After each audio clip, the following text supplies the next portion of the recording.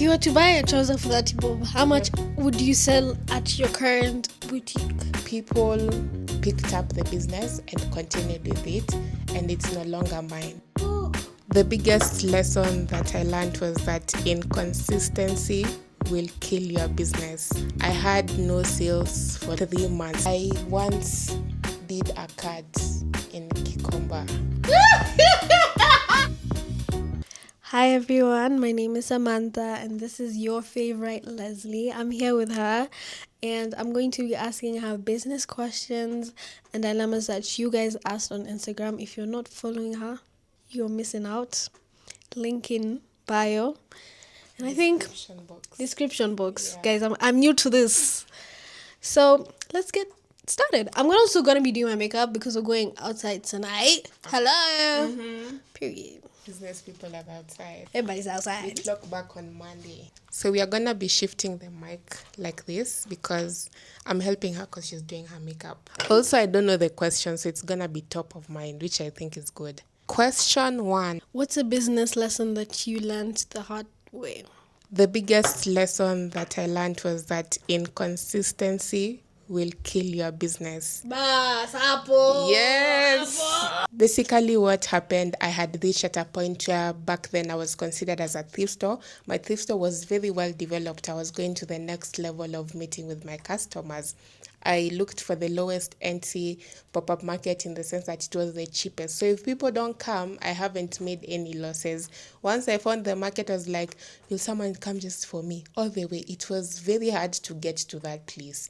Unless you're coming via Uber or you're sitting next to the conductor and telling them, make sure I alight here. So I was just like, I really need to give someone a value preposition that would make them come. So I was like, if I call other people to come with me, that would make sense because if they come with another store and another store, they'd be like killing 5 birds with one stone. I did that. It was very successful. And I did another market. It flopped. That's a story for another day. But people picked up the business and continued with it. And it's no longer mine, and it's doing successful compared to what I had. I have nothing against them, but it's just like the moment you stop being relevant to people, someone will continue the idea because you already validated the idea for them. I proved to them that you can organize a pop-up market specifically for thrift and people would come as long as you make sure your input is well done as the organizer.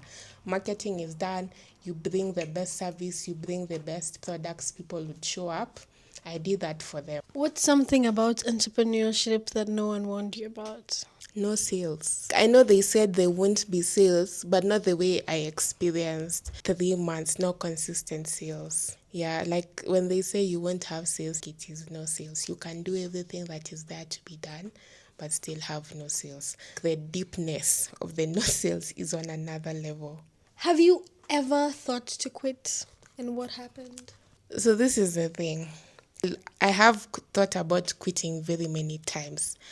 But what makes me so sure that entrepreneurship is for me, I would be going through the worst day on planet Earth. But in the evening, I'll still choose my business. So my most recent interaction was when I was doing the pop-up markets, I was doing with someone who was well developed in the space of the pop-up market. So he had grounds, I had the people. So we did it with him. So in the process, we needed changing rooms because it's thrift. People need to change so they are more convinced to wear their clothes. We made changing rooms. We bought racks. We bought mirrors. So he stored the things. So in my head, I was just like, if I want the changing room, I can just go and take it and I return it for him to store. I thought we are friends.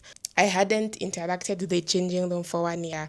So I went and I didn't get the thing, but the person just said, because he had a full-on team, someone took it and he'd return it a day before I need it. I don't even check if the item is there. I know he said it would be there. You remember we are friends. So something just tells me, go and check. I go and check. There's nothing there. So I call him, but now at that point, I'm just like, this is a situation of, I did, because there was a confusion of dates per se, because I said, I'm going to come on Thursday. Then again, I said, I'm going to come on Friday. So it was like, he said, When I called him first, I was like, maybe because you said you'd come on Friday first, he said he'd bring it on Thursday, the day off. Even a third party was involved, and it was a situation of, someone has seen him there, we are going for him. Someone has seen him there, we are going for him. Guys, from 2 p.m., I was leaving that location at 9 p.m. I went to Junction to set up that changing room at 9 p.m. I went home. I was very furious. I asked myself, do I still want to do this? Funny, the answer was yes. I was more fueled than I've ever been. Yeah, so that's why I know this is for me. Moral story of the day. Just have contact, simple. But funny thing, I asked him, is the item there the previous day? He said yes. And then, next question. Something she didn't tell you guys. We almost went to small claims court. Yeah. So this is another thing I think I should just add. You guys need to know, especially as a small business or an early business owner, it's not easy. Okay, basically a small claims court, they help you to settle a dispute under 1 million. But what they don't tell you, there is the back and forth of the court. You need to pay a fee to file your case. It's not a lot of money, but you see there are areas for me were coming to like 5,000 for all the inconveniences I had. You need to regardless send a demand letter. People charge demand letters up to 6K. That's something you should also consider. What's the worst financial mistake you've made in your business? When I was hiring my assistant, the mistake I made was give her a contact from ChatGPT that says she's paid a percentage of the total sales. Not such a good decision. Actually realized later when I was like, the math is not mathy. A lot of people are getting upset about how high thrift owners or thrift stores charge, because you went to Gikomba, bought this pair of jeans for 30 bob. You're coming on the internet and you're selling it to me for 2,500. Yeah. How and why? So you guys are gonna maybe even stop at this video. I'm just like, genuinely, okay, let me start nice. Someone has their own business, they have their own markups. So possibly someone has rental income, someone has employees, someone wants their own money. Someone started business because they want to get money. So maybe their goal is a bit high. There are a lot of things that are put in consideration to get that cost. If you're a good business owner, you have really considered that cost. So it's just like, that's their business. If you don't agree with it, just move to another business.